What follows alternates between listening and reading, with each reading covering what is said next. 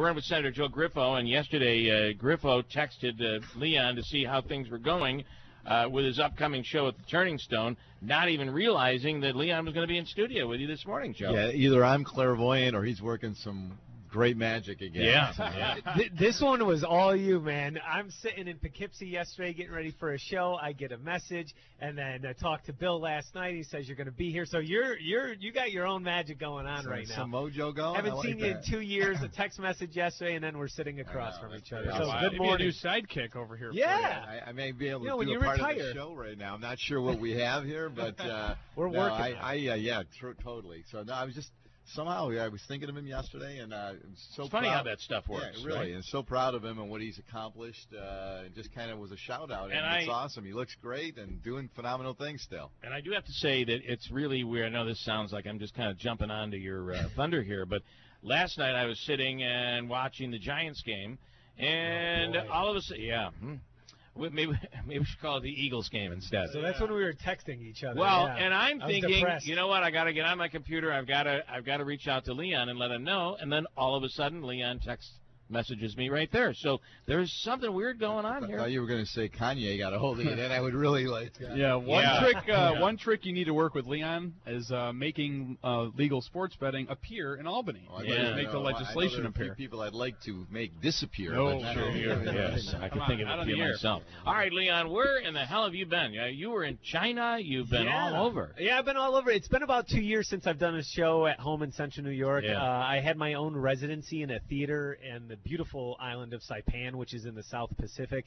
near Guam, and it's basically like it's like the Caribbean mixed with Las Vegas. You know, there's a couple casinos, but you're in a Caribbean island, and it's basically for Asian tourists. So from Korea, Japan, China, they come, and it's their planned when they go on vacation.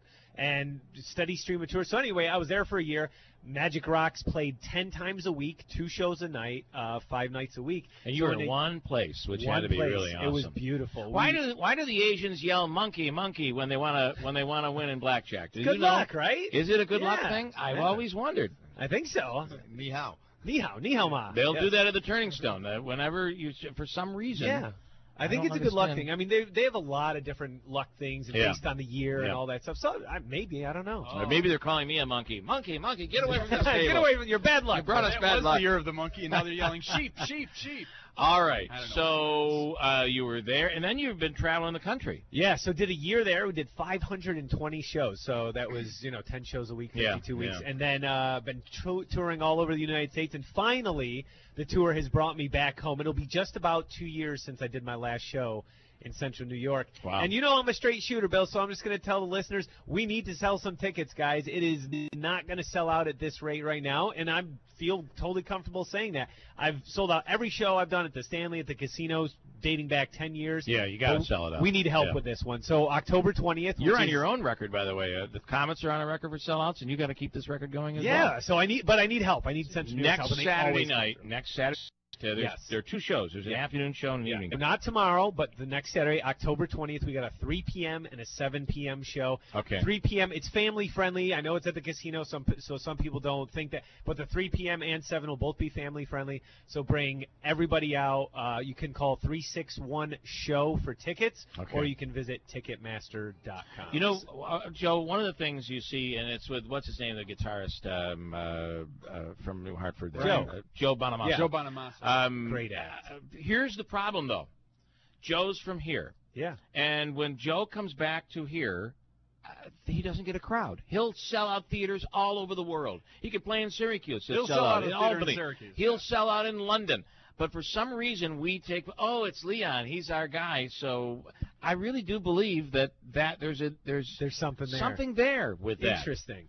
Well, that'll be my first experience with it. Which is why, because you've never had that problem, which is why Joe Bonamassa, I'm telling you, we don't see Joe come around here because he says the people around here don't support me.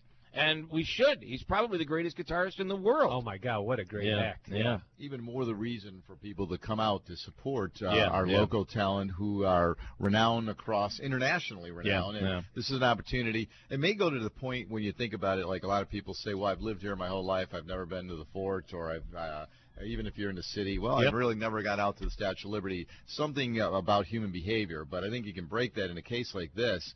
when you recognize that you have a homegrown superstar in this industry, you want to be able to not only go and enjoy the experience, but to support the individual too. So come out on October 20th. And it's a phenomenal show. So let's talk about the show. By the way, the one thing that's always caught my eye is you always seem to surround yourself with beautiful ladies. You know, it's just kind of for you. Teach me. Part of the gig, yeah.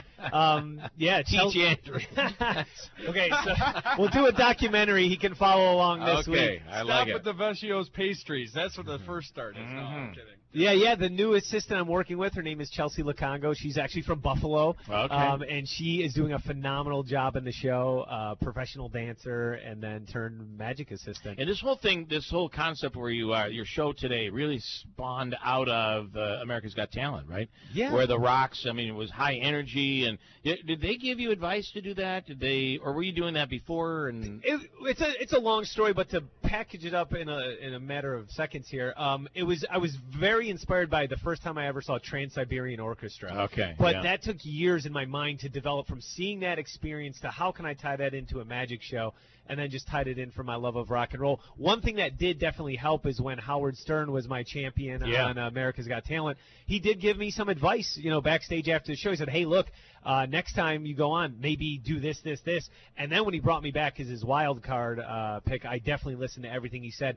And now it's a great balance. There's high energy routines, and then you slow it down a little bit, have some laughs, have some other kind of fun, then bring the energy back up. So it's an ebb and flow to the show. Yeah, it is. There is a formula, and once you figure it out, a lot of times what happens in whatever job, whether it's a radio job or it's doing it's in your head. You're the editor in your head, and you keep that rolling. And but I guess when you do the show every night, which you had experience on cruise ships, and of course having the residency in China, it's really quite cool. But your show moves, and that is extremely important. And if you ever need a little more energy, there's always some good crickets that we can. You could have some cricket cookies. A cricket smoothie. Give us one story from the Chinese experience that maybe something that kind of blew your mind, or it could be good or bad. Yeah, well, this is just interesting. Prior to going to my residency in Saipan, I was in Macau, which is the Las Vegas of Asia. It is basically, they popped Las Vegas up over there in Asia. They filled in the swamp, and there you go. Wow. But anyway, long story short, I was performing. I was hand-selected to perform in a $50 million magic show. And I'm the front guy, and it has every bit of technology you could want, anything you ever need. I go out my first show. It's a packed house. We do the show. The opening number kills. I mean, you're talking video screen. There's not a single curtain in the place. It's just total LED screens. And the cue for the applause comes, and nothing. Wow. It's just silence. But what you don't realize until you're in that culture is that ain't what you get from them. They are having the best time in the world, and they love it. And when they're walking out of that casino and that shows, they're loving the show, and they're buying merchandise. But that's just how they react. And they're so inundated with technology over there. Like if you've been to any of the major cities in China or in Japan especially, they have so much technology that nothing shocks them really anymore into applause. And in some cultures, especially in Japan, it is rude to applaud at a live performance. And that dates back to traditional kabuki theater. Okay. It's more of a respect thing. So that'll catch you off guard when you're doing a $50 million magic show and you have every bell and whistle and fire going off. Yeah. And then you're like, this should be the crescendo moment. And then it's just, they're looking at you and you might get a polite clap. Well, forget the client. How about your pride? It just for an American entertainer to go over there and do that. But then you talk and no one warned you, for God's sakes? No one warned me, and I think now the casino entertainment manager does that to all the artists. So it's just kind of like a fun thing. That is funny. So once you get used to it, it's all good. Speaking of crickets, by the way. Yeah, seriously. Yeah. He was in Saipan, too, when the whole Guam, North Korea bomb threat was going on. So you were telling me that Saipan is in between Guam and North Korea. Yeah, so Saipan's in between Guam and North Korea. And, of course, I mean, we got all the alerts and all that stuff living there. And all I could think about was, if they got their math wrong, if they ever did do anything. Right. We're closer to them than Guam. Yeah.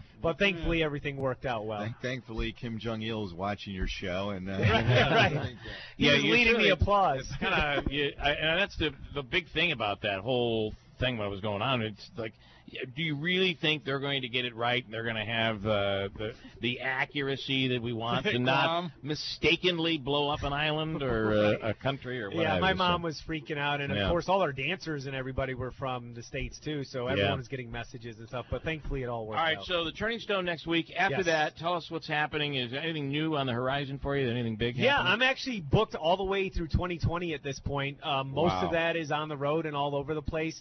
When I do come home to Central New York, of course, I always hit up all my favorite spots and visit everyone. But, yeah, just laying low for the holidays and then going to rock it out, man.